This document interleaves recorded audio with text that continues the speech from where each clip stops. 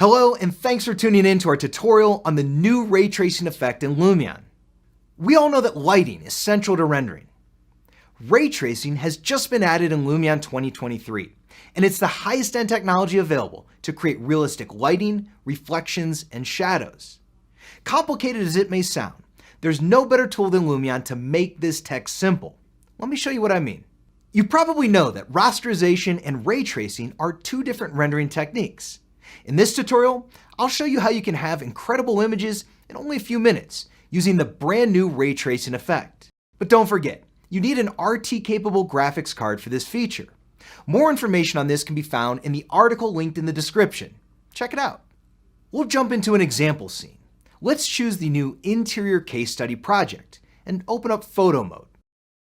You'll notice that the first two camera positions are from the same angle, one in rasterization and one in RT, and that the added effects are very different.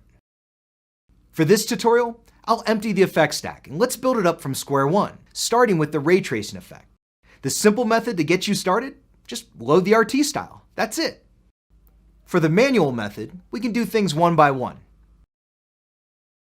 The sliders allow you to control the quality and accuracy of the final output. Since my RTX 2080 Ti is still a very powerful graphics card, let's crank everything up to the max. The samples will control the amount of light rays. The bounces determine how much global illumination, or light bouncing from surface to surface, there is. And lastly, the denoiser toggle will remove any artifacts from the image and make it look nice and clear. Another toggle appears when you enable the denoiser. Firefly reduction is the slider you use when extremely bright pixels appear on your screen. Since we don't have any and everything looks sharp, let's keep it to 0. Remember that the higher the value of the sliders, the longer the processing time will be, because each will require many more calculations. Lumion goes above and beyond to keep things simple. With that in mind though, there's something important I need to mention.